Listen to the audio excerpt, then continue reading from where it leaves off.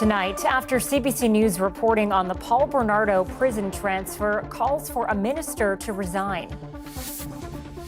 Marco Mendicino needs to resign. And what if he doesn't? The Prime Minister needs to fire him.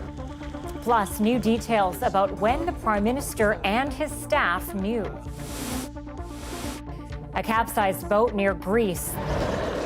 The desperate search for hundreds of migrants. As Canadians cope with the reality of wildfires, online speculation flares up. Millions of people who are, at the very least, listening to and engaging with these influencers. Adrian looks at some facts about fires. This is The National with Anita Bath. Good evening. Adrian is on assignment. The story of what the government knew about Paul Bernardo's prison transfer and when just keeps developing. Turns out the Prime Minister's office was in the know months before it happened, and the Prime Minister himself was told even before his public safety minister. Those details coming after the opposition had already brought a political hammer down on the government. All of it following exclusive CBC News reporting last night that staff in the Public Safety Minister's office knew about the transfer in March. That set the stage for a dramatic day on Parliament Hill. Ashley Burke broke this and takes us through the tension, the allegations, and the response. Conservative leader Pierre Poilievre says it's time for the Public Safety Minister to go. Marco Mendicino needs to resign. And what if he doesn't? The Prime Minister needs to fire him. His demand after CBC News revealed Marco Mendicino's office knew serial killer Paul Bernardo would be transferred from a maximum to medium security prison 3 months in advance. Mendicino says he didn't find out until the day after the transfer, creating a firestorm on Parliament Hill. I believe that this government has a real bad habit of saying, I didn't know. They know so little. What the hell are they doing there? The minister admitted a mistake was made. I have also made it clear to my staff that this should have been briefed immediately. Corrective steps have been taken. I have dealt with it. The opposition alleged he must have known. If his staff had really kept a secret from him of this enormity, he would have fired them a long time ago. But he hasn't, because he knows and they know that he knew. I will absolutely reject it. I knew on May 30th. Order. If he won't resign, tell us right now which staff member is going down for not telling him. Mendicino promised change, saying he will issue a directive that he must be told in advance about pending high-profile transfers, as should victims. And we will now always defend the rights of victims. The Prime Minister knew about the transfer the day it happened, even before the Public Safety Minister said he knew himself. Prime Minister, is someone going to lose their job over Paul Bernardo's transfer, and should it be your Public Safety Minister? The Prime Minister's office says it first learned about Bernardo's possible transfer back in March and said it immediately got in touch with Mendicino's office, calling it the right thing to do since that file is Mendicino's responsibility. The Conservatives are now calling this a failure of leadership at the very top. Ashley Burke, CBC News, Ottawa. Power and Politics host David Cochrane is here to break it all down. So, David, is Mendicino at risk of losing his job? I'm not sure I can give you a definitive answer as to whether his time in cabinet is up or not, especially now that we know that the Prime Minister's office was also told in March, but the Prime Minister wasn't briefed until late May either. But, you know, there is a strong sense there will be a cabinet shuffle this summer, and Mendicino is widely viewed as someone who could be dropped or would change jobs. Now, at this point, change seems to be the more likely scenario. Mendicino's well liked in the caucus and the party. He does good organizational work for the Liberals before and during elections, but there's been this string of controversies in public safety, from the mishandling of the ban on hunting rifles to this Bernardo controversy, which suggests at minimum his time in public safety could be limited. And David, is there a broader fallout for the government here? Yeah, the challenge for the government is that this goes beyond this controversy, because it builds on the issues we see in the Chinese interference story that key people in the public service, the intelligence agencies, and now political staff, they're failing to get key information to the key ministers. It's happening again and again and again, and it raises a lot of questions about basic competence and urgency across multiple departments in a government that's been in power since 2015. Thanks, David. Thank you. Hundreds are feared dead off the coast of Greece after a migrant ship overloaded with people sank into the sea. It's one of the worst instances of this hauntingly familiar tragedy. Chris Brown shows us the scramble to save lives. Rescue vessels carrying survivors to the Greek port of Kalamata arrived throughout the day as authorities struggled to assess the scope of an emerging disaster. Local media is reporting most of the migrants were young men from Egypt, Syria, and Pakistan trying to get from Libya to Italy. In two photographs released by Greece's National Coast Guard, the roughly 30-meter-long vessel appeared overloaded, with people standing or sitting anywhere they could find space. Several survivors had to be airlifted off rescue ships and taken to hospital, but most who made it to shore were simply exhausted. Visiting Kalamata, Greece's president said with possibly hundreds still missing, we may never know exactly how many people died. The mayor of Kalamata said his city is sadly too accustomed to such tragedies, and his town has responded with shelter, clothing, and help. This case is especially awful, as it appeared those on board refused help Tuesday night from the Greek Coast Guard. This UN refugee agency official says many migrants seem to believe their chances of staying in Europe improve if they avoid Greece. They only want to go to Italy because they feel that they will get better protection in Italy, or that from Italy they will be able to vanish more easily within the European Union. NGOs say more than 25,000 people have been killed crossing the Mediterranean in the last decade. European nations have bickered over who pays for rescues and who should take in the illegal arrivals. An agreement was signed earlier this month to share costs and speed up asylum procedures, but human rights advocates are doubtful it will help much. Instead of providing legal channels and safe passages, EU more and more closes its borders. Roughly 72,000 migrants have arrived in coastal European nations this year. The UN claims just over a third find some way of remaining, a success rate just good enough to ensure people will keep attempting the dangerous voyage. Chris Brown, CBC News, London. That tragedy hit just as the UN Refugee Agency reported a record number of migrants on the run. It says 110 million people around the world are displaced right now. In 2022, the number grew by more than 19 million people, also a record. The agency says poorer countries continue to shoulder the burden of hosting displaced people. Back here at home, the Prime Minister was also in Quebec today, where more international firefighters are now helping battle dozens of wildfires. It's a give and take, Justin Trudeau says Canada and other countries count on. From one region of the world to another, the fire seasons aren't always aligned, and that allows for a traveling of resources that is part of how we're going to make sure we're protecting communities all around the world. Trudeau met with some members of the Canadian Armed Forces, thanking them for their roles in the fight.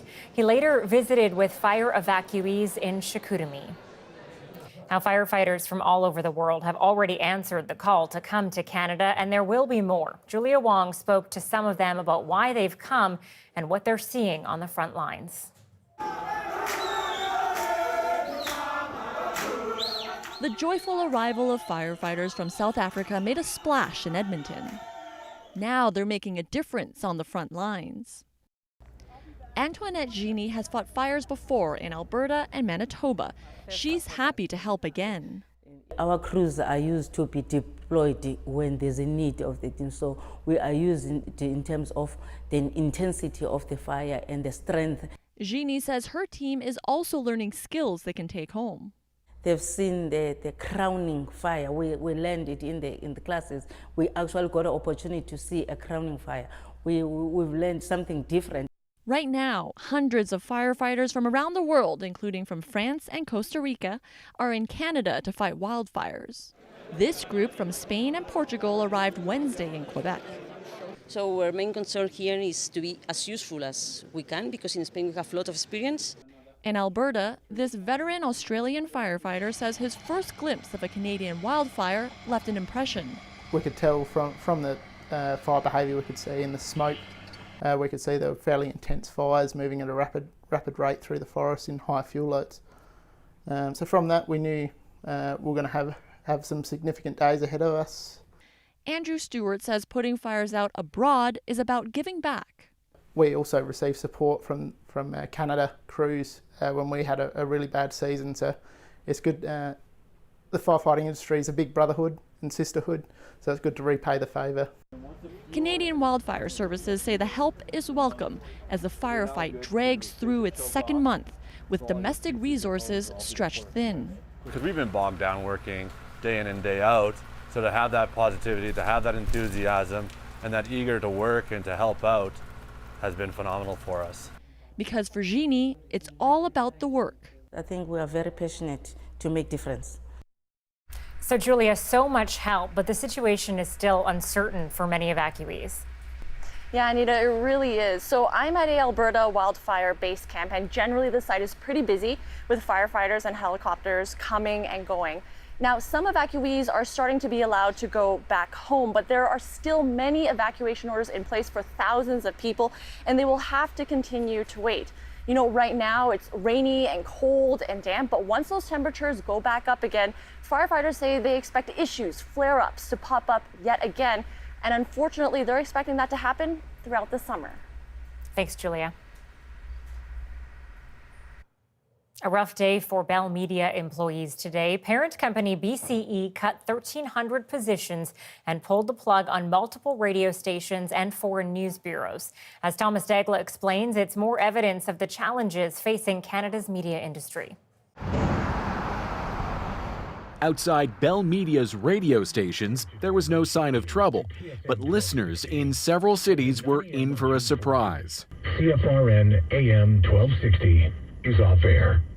Amid declining revenues, the media giant says it's shutting down or selling 9 stations from Vancouver to Hamilton, just as Bell Canada's chief executive told staff of significant reductions at all levels, with plans to cut 1,300 positions across the company. I think you're losing a lot of local news, and sports news is news. They're not making money, and the listeners have moved. The listeners have moved to podcasting. A live look from Ottawa. Bell Media runs multiple broadcast news outlets and intends to merge more operations. Among them, CTV is shutting down its news bureaus in London and Los Angeles, with correspondents Danielle Hamamjian, Paul Workman, and Tom Walters all abruptly let go. We keep hoping that companies will choose to lose money to provide us with the news, and you know, that's just not how business works. Bell Media says its news operations lose $40 million a year, the latest sign of an ailing industry. In recent months, journalism giants Postmedia and Quebecor each announced dozens of layoffs. And they're all responding to the drop in advertising, and a lot of that advertising revenue has gone to Google and Facebook. The federal government is targeting foreign-based tech firms with legislation demanding they compensate Canadian outlets for reposting their content. I hope we can hurry up and also have Bill C-18 in place, which will ask the big players to support our journalism industry. Ottawa hopes that bill will breathe new life into Canadian news media. As for Bell, it says it can't guarantee there won't be more job cuts to come. Thomas Dagla, CBC News, Toronto. Opposition is growing to a proposed shipping port expansion in Metro Vancouver. The federal government has okayed it, but it still needs provincial approval. Renee Filipponi has more on the environmental concerns and why organized labor is also pushing back.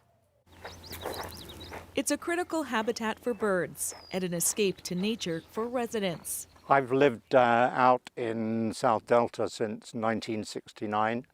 It really is an environmentally rich area. The wildlife is spectacular. Not far away is a large container port terminal. The federal government has now greenlit a second one, and opposition is growing. It'll be the death certificate for the Roberts Bank Wildlife Management Area. It goes all the way up the food chain. It's not just the sandpipers, it's not just the shorebirds, it's all of those and the fish, the salmon, the orcas. Subject to environmental approval. The $3.5 billion Roberts Bank Terminal 2 project would see an additional 2.4 million shipping containers per year. Ottawa says it will help the economy, promising that environmental issues will be mitigated. The approval of this project is based on false justifications and incomplete facts. But the environment isn't the only concern. Some First Nations are against it, and labor leaders are worried about automation and jobs. When one terminal goes automated, the rest follow suit. That means there's a possibility of 3,000 to 4,000 longshore workers in this province losing family-supporting jobs. Recently, the Port of Vancouver ranked second last in the world for shipping efficiency. If they do not increase their port capacity, we are going to be compromised in terms of our ability to participate in the global economy. But there are still a number of hurdles before construction can begin here, including 2 court challenges. And it needs provincial approval. A decision is expected in the fall. Renee Filipponi, CBC News, Vancouver. Russia says it's on the verge of severing ties with Canada over the seizure of a Russian cargo plane at Toronto's Pearson International Airport. The Antonov 124 has been on the tarmac since February of last year. The Prime Minister announced its official seizure this past weekend while visiting Ukraine.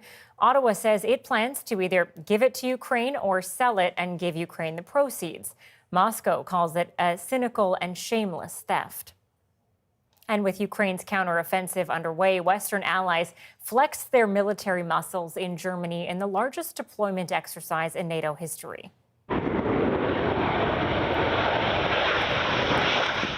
Years in the planning, Air Defender features thousands of troops and hundreds of warplanes from multiple countries, including the highly versatile F-16 Fighting Falcon. That's the plane Ukraine has been pushing for in its fight against Russian forces. Now, for Russian civilians who opposed the war and fled, including to places like Turkey, the future looks increasingly uncertain. As Briar Stewart tells us, their welcome in that country is starting to dry up. On the streets of Istanbul, this group is promoting a fundraising event. Please come to our charity fair to help Ukrainian kids. It's being organized by some members of the city's growing Russian community, who are trying to find a way to speak out against a country they left. Nick, who didn't want us using his last name, hands out flyers too. But when the police show up to see if they have permission, he quickly slips away down a side street and returns a few minutes later once they're gone. So why did you leave the group? Oh, because I have any problems with documents. Yeah, this was a stressful moment. Russians make up the largest group of foreigners living in Turkey with short-term residency permits. There are about 150,000 of them. But there are more whose permits have been rejected and are trying to figure out where to go and what to do. They told me that I was denied, and so I didn't expect that. Albert Sarkisian fled Russia in the fall. As a person who served in the Russian army, I had a big risk of being mobilized. He's living in Turkey illegally, but with few good options, he's staying put for now and trying to develop a network and give back. He's part of a group of recent Russian emigres spending a Saturday picking up garbage on an island off the coast of Istanbul. This outing is called the Subotnik, a Soviet tradition of contributing to society by doing volunteer work. The majority in this group have permits to live in Turkey, but most left family behind. Some, like Denis Aganorov, had to leave jobs too. There is a ton of uncertainties right now for me and for my loved ones, and it doesn't seem that the amount of those uncertainties will become lower. And then there are their complicated feelings about Russia. So, of course, I'm frustrated, like almost everyone, because it's unbelievable war between Ukraine and Russia, real war. No one here plans to move back to Russia anytime soon, but they also aren't sure how long any of them will be able to stay here. Briar Stewart, CBC News, Istanbul. More than 100,000 people in India and Pakistan have left their homes a day before a dangerous cyclone makes landfall. Preparations are underway along the coastal regions, but residents have been told to seek safe shelter in relief camps. The system is said to be similar to a Category 1 hurricane. Large crowds today for the lavish state funeral of former Italian Prime Minister Silvio Berlusconi, but also mixed reactions. Thousands cheered as they lined the procession route from Berlusconi's villa to Milan's famous Duomo Cathedral. A national day of mourning was declared, but many Italians expressed disapproval of so much spectacle for a figure who had been dogged by scandal. He died on Monday at the age of 86. Well, higher prices and long delays when purchasing certain new cars may be here to stay. I said, I'm here for the RAV4 Prime, and they actually laughed at us. Why dealerships are still in the driver's seat during negotiations. Prescribing a new solution to Canada's doctor shortage. We have learners who show up, and within the first week, they're actually assisting in delivering babies. This is Dr. Pacey. He's our resident.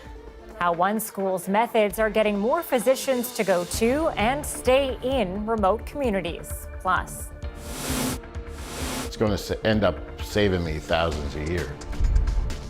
Canadians in the Maritimes are going electric to heat their homes. The biggest feedback we get that it was easy. The program that's leading the charge and the regions that may follow suit. We're back in 2.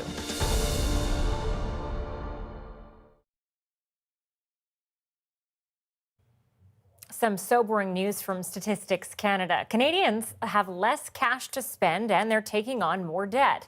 It says household debt has jumped, going from about 182% in the fourth quarter of last year to nearly 185% in this year's first quarter. It means that on average, for every dollar of disposable household income, Canadians have $1.85 worth of debt. And if you've managed to strap together cash for a new car, turns out getting the keys to one is a lot more time-consuming and costly, especially if you're eyeing certain electric vehicles. Inisa explains why some buyers are struggling to get the car they want. Getting a new car isn't as simple as it used to be. We have just recently purchased a brand new plug-in hybrid. This make and model wasn't Jennifer Nemet's first choice. When we spoke to a salesperson, I said, I'm here for the RAV4 Prime, and they actually laughed at us. It's an 8-year wait, he said. It was an 8-year wait list. They had one in the showroom that had arrived that day, and he goes, it's going out this evening. Somebody's been waiting for it. Not only that, it's $25,000 more than when you build it online, when you're building your vehicle. She went elsewhere. Say hello to the RAV4 Prime. Rather than wait 8 years for this car. But it's not just one model with bizarre wait times. There's data showing less dealer inventory in Canada than before COVID. At the same time, auto dealers say more people are shopping. That's not helping prices either. Our demand is still strong, which for sure is a good thing for dealership, but because of the supply is still not at the level that the demand is, it has an effect on prices. Many costs to make a vehicle are still going up. And while some supply chain issues are improving, economists say the sticker price may not. I wouldn't hold my breath for fire sales at dealerships right now. I think that one thing that they've learned over the course of the pandemic is that they don't need to keep as much inventory on hand as they thought they did prior to the pandemic. There was no reason given really at all. And customers are learning that the hard way. I have no power anymore. There's no more wheeling and dealing. They say this is how much it is, and you say, yes, please. Oh, please allow me to have this vehicle. Please, please, please. It may not change anytime soon. With high costs and high demand, bargaining horsepower could stay low. Inisa, CBC News, Edmonton. As wildfires spread across Canada, so are false narratives about what's causing them. Looks like it's intentionally starting some fires there. Why conspiracy theorists are gaining traction online and what can be done about it. Sending medical students to the front lines of the healthcare crisis. Your training happens in communities. It doesn't happen in a classroom. How learning on the job is helping to keep some hospitals staffed. The National takes you deeper into the stories shaping our world. Next.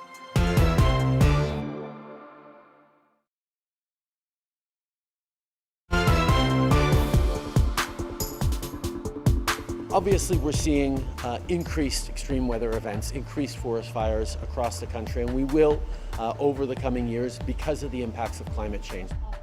Justin Trudeau today talking about Canada's need to prepare for busier wildfire seasons to come. Right now, crews are fanned out across the country working to put out some of the more than 400 wildfires currently burning. And as they focus on the flames, a conversation is building in a corner of the online world about what other than climate change could be to blame.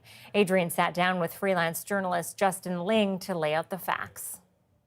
We're here because we want to have a conversation about these wildfires. Because as they persist, so do ideas and theories about what's behind them. And in the absence of a lot of hard information, other things are flowing into that space. So what are you noticing about what people are saying online about the cause of these fires, and who's saying this? There's a lot of people out there who are looking at these fires and who see an alternate explanation. A lot of them point to arson, right? There's some folks out there who just don't want to accept that climate change is part of the explanations. You go higher up this sort of food chain and you see some conspiracy theorists who believe that there is a deeper plot, that there's folks out there who are using these fires to advance their climate agenda. There's folks who believe that the government set these fires. And is this a small group of people, a large group of people? We're talking about hundreds of thousands, probably more like millions of people who are at the very least listening to and engaging with these influencers and conspiracy theorists. A lot of this disinformation is taking place on Twitter, but also alternative social media platforms like Rumble and Telegram. It is a significant enough group of people that we should probably be concerned at the proliferation of some of this misinformation. On the Rebel, you had this rather alarmist story that said Nova Scotia RCMP blame arson for multiple wildfires. And the Rebel basically pushing the idea that there was somebody individual responsible for all these fires. They later had to correct this story as the RCMP clarified that those fires had nothing to do with the wildfires, that arson was not responsible for the forest fires in Nova Scotia. In the absence of people telling us, of authorities telling us what actually has been happening here, I can understand that other theories flow in. Yeah, so you're seeing some folks, particularly on TikTok, where a lot of this stuff is going incredibly viral, pointing out that a lot of the fires started almost around the same time, and they're seeing a conspiracy in that coincidence. All of southeast Quebec just caught on fire, guys. All of it. So that's a satellite image. Yeah, that's right. So what he's pointing out here is that all of these fires have started more or less around the same time in different parts of the province, and basically concluded there has to be a conspiracy there behind it. So the thing about all of this, I'm not a scientist, you're not a scientist. Definitely not. Fortunately, we have Johanna Wagstaff standing by, earth scientist, meteorologist, seismologist. She is on top of all of this. So why don't we just give her a call? Hey, Joe. Hi, Adrian. Thank you for jumping on board with us. We've been talking about the suggestion that a lot of them have been started by arson, or all of them, some are suggesting. And there's this video that appears to show a whole bunch of fires starting at once in Quebec. People are taking that as evidence that, see, all these fires were set. I know you've been looking closely at that. What is the actual story there? This satellite imagery is actually really common after lightning ignited fires. A cold front comes through about 24 hours before that looped imagery and sparks new hotspots. But because the lightning comes with rain, they're kind of smoldering, and the fuels have been so dry in this part of the country that they're able to hunker down until about sort of 18 hours later, when you get that strong daytime heating, the sunshine, those fuels dry out, and they all sort of hit that critical threshold at the same time, and they take off. And the afternoon winds kick in, carrying the flames and the smoke in the same direction. But yeah, we see this all the time after lightning ignited storms. A lot of people have really honed in on these images of helicopters and aircraft, in some cases drones, basically raining sparks down, and have pointed to this as proof that it's not just arson, it's the government planned arson. What are we watching when we see these videos? So these are our old videos from previous, what we call controlled or prescribed burns. And this is a really important part of a preemptive fire season. This is what fire crews do before the fire season gets started to burn off the really dry fuels and create these natural breaks. So when the fires come through, they run into these pre-burned areas and can't move any farther. Okay, Johanna, listen, thanks very much for helping us through this. We appreciate it. Anytime. What is the play here? What is the point of making these arguments? Right. I think really fundamentally it's to give somebody who doesn't want to accept the official narrative something to hold on to, right? And some of these ideas are quite prolific online. I mean, you even hear some of it show up on Fox News. This is Janine Pirro talking about how they might use this to bring back mask mandates. And while Americans choke on the smoke, the far left smells an opportunity. AOC thinks this is a great time to push her Green New Deal. Other Democrats are pumping up climate hysteria and bringing back, you guessed it, mask insanity. This is the idea that you can kind of bring a lot of the paranoia that was prevalent during the pandemic and use it around climate change. And it's a surprisingly popular idea online. Are you taking any larger lessons out of this or interpretations out of this whole experience here? Yeah, I mean, clearly we need governments and in some cases the media who are more effectively communicating both the science and the conditions and the reality and engaging with some of these conspiracy theories more directly, right? I think the only way to convince people, to win them over, is to give them the information, to treat them like adults, to talk to them like smart people, because a lot of the people who are out there spreading these conspiracy theories have done a lot of research. It might be bad research. They may have come to some bad conclusions, but they're curious and they want answers and they want to investigate and they want to dig, and we should help them do that. All right, Justin Ling, thank you. Absolutely. Appreciate it. This is one place that is full of information. It's the CBC News Climate Dashboard. Now you can get live updates about where wildfires are burning, how smoke is traveling, and find out how temperatures where you are compare to historical trends. It's all at cbc.ca/climate. A Northern Ontario medical school is giving itself a new nickname. The No Ordinary School of Medicine. A unique training method that's getting more doctors to the areas that need them most.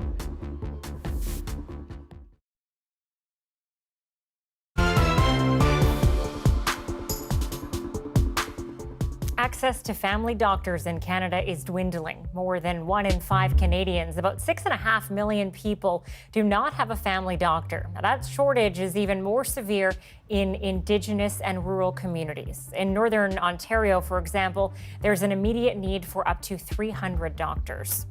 David Common recently got access to a medical school there with a unique approach to treating the crisis. Have doctors learn in remote communities and stay there. We're flying north to the scene of a crisis to see firsthand a fix that seems to be working. The further you get from major cities in Canada, the fewer physicians there are. That's left many small ERs forced to shut down, many rural Canadians without a family doctor. Oh, she's just little. Who's with her? No one, she's here by herself. Oh, we should call TIC. But this hospital is on the front lines of a solution. Hey, my name's Dr. Duffy. What's going on? What's brought you into emergency today? Dr. Brenna Duffy is a graduate of the Northern Ontario School of Medicine. It has campuses here in Thunder Bay and in Sudbury, but its classrooms are often empty because students are not just recruited from small communities, but trained in them too. So they remain as doctors in Canada's rural and remote areas. Do you think you'll ever work in a Toronto hospital? Definitely not Toronto. No offense to my urban colleagues, but I just don't feel like you would get the same kind of challenges and interest that makes medicine fun. Half the medical school's grads are now working in Northern Ontario. The rest scattered across Canada, often in rural or remote areas. So this is Dr. Pacey. He's our resident. Hey there. How you doing? Yeah. Like any medical school, students spend time as residents in hospitals, but the similarities largely end there. Okay, so that's looking really good. And that has the Dean of Medicine, Dr. Sarita Verma, calling the school by a different name. The No Ordinary School of Medicine. Are all the rooms full? All the rooms are full. Okay. That No Ordinary School of Medicine has been running for 15 years, and it's about to double its class size, not just because of the need for rural docs, but the growing demand for the way it teaches. Your training happens in communities. It doesn't happen in a classroom. You know, we have learners who show up and within the first week they're actually assisting in delivering babies, actually doing surgeries as the first assist. They're on call and emerge. That's very different than having 14 other learners around you in a big hospital and you're kind of, you know, clamoring for that one patient. So this is our healing room. It's a wider education too. 90% of the patients in this hospital are Indigenous. We provide all the medicinal stuff they may need. And so students like Stephanie learn from elders like Kathy. We have a little kitchenette that the traditional healers can come and make their medicines, because this hospital, it's not just for Western style medicine. That pairing of medicines, both the hospital and school agree, helps mend historical wounds of mistrust. So this is what the cedar tea looks like. And what's the cedar tea good for? Well, it's got a lot of vitamins in there. And if you've ever eaten hospital food, check out the duck breast, moose stew, and wild rice pudding on the menu here. As Kathy explains, everyone has a goal: how to help people get better. What does that mean for the patients, for Indigenous patients who are here? It means that their culture is respected, because you don't heal when you're not happy. In fact, you get sicker. Those patients from whom the students learn come from a vast area, 32 different communities. Many arrive by air, and so when they come, there's usually a pressing health issue. For patients needing to stay longer, there's hostels on the site. Now, it's one thing for those medical students to be in the Sioux Lookout Community Hospital, but the area that hospital serves is the same size as Germany, all in Northern Ontario. And it is in smaller communities like this one, Lac Seul, that they get their biggest education. That's the outside. So the inside is really rough, of course. First-year students all do a 4-week immersion living in an Indigenous community. Then where do you go next? Rosemary Rankin and Tafim Inisa are immersing themselves at the Lac Seul First Nation, 40 kilometers northwest of Sioux Lookout. Thank you. They shadow workers in the health clinic, hear about diabetes and specific health challenges on the reserve. You're going to push the purple one first, then the yellow, okay? All of it education. 3 tablespoons of lard. But not what's taught in most medical schools, like this lesson on making bannock with an elder and learning about diet on Indigenous communities. Tafim was born in Pakistan, where her family had seen firsthand the effects of doctor shortages. But she was surprised settling in Timmins, Ontario, that rural health inequities exist here too. There's such a lack of healthcare due to the geographical limitations of Northern Ontario, and it made me want to, pursue it. There was also a lot of inequities for minority populations. You're going to be part of the solution. Hopefully, yes, one day. Why is that important to have these students come to this community? I think a lot of people have misconceptions. Busting misconceptions is important for Clifford Bull, now chief of Lac Seul, but he also points back generations when his predecessor signed a treaty with Europeans. The way he expressed the treaty was that if you lend me one of your daughters and one of your sons to come live with us to teach us what is good, then I will lend you one of my sons and daughters to live with you so we can learn from each other. This is what your ancestors said to the white people. Yes, the treaty commissioner. And then if you do that, then I will shake hands with you. So there was always this idea or value of sharing knowledge with the newcomers really buff arms by the end of this. Back in Sioux Lookout, the knowledge sharing continues. The small town focus and decentralized teaching approach of the medical school is catching attention across Canada. Do you think what you've got is the solution? I think it's part of the solution. Dean Sarita Verma now regularly being called by much bigger schools for advice. We think it's the template for success for all of Canada. We hear so much about crisis and failure inside Canada's medical system that stories of success can get drowned out.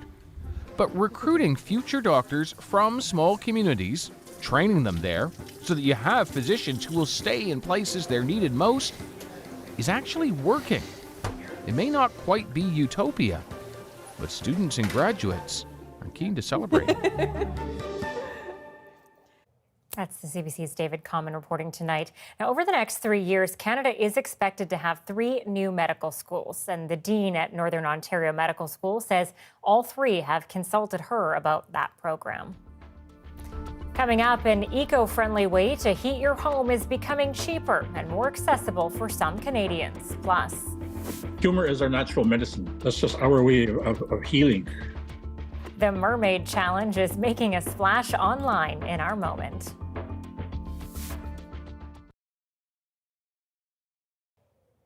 In many households in Atlantic Canada, electric heat pumps are replacing oil tanks for home heating. Now, there are programs to guide people through the conversion and even finance it.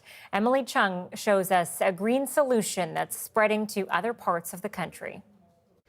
Weather's not winter, it's spring, and we're empty again. So looking for another $1,000 bill to come in. Since Mike Campbell moved in 3 years ago, volatile oil prices mean his monthly heating bills have more than doubled.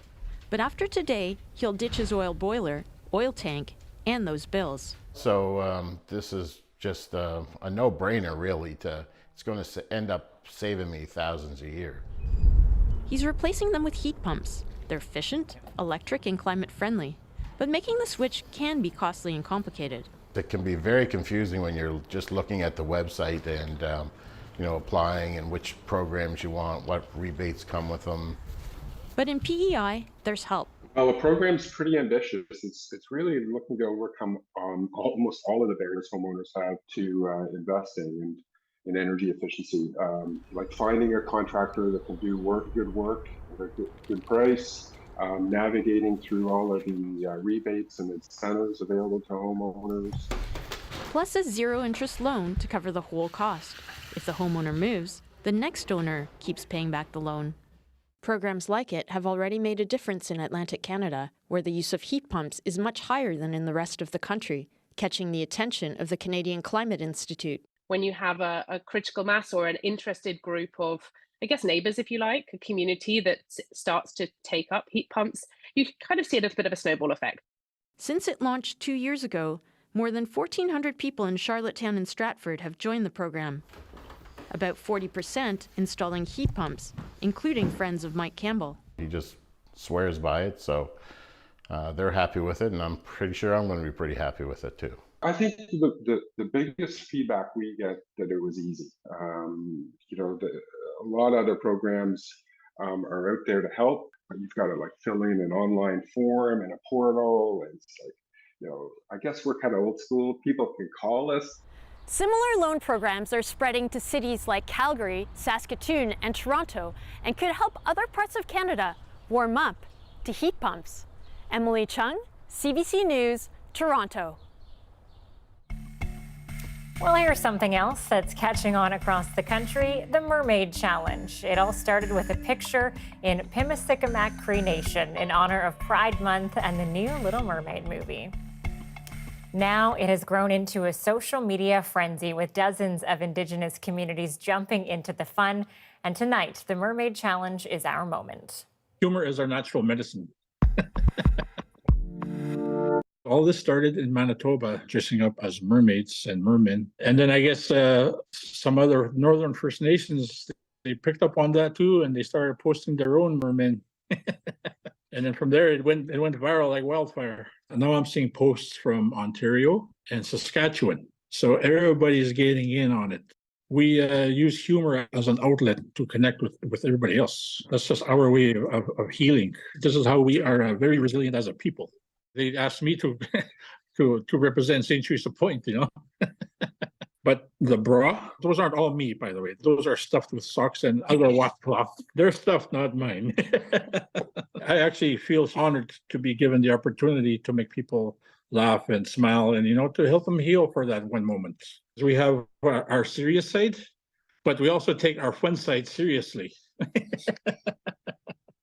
That is fantastic. I read this earlier and I had no clue what to expect, and this exceeded expectations. So definitely putting a smile on my face, and I think a lot of people across the country tonight. That is the National for June 14th. Thanks for being with us. Have a good night.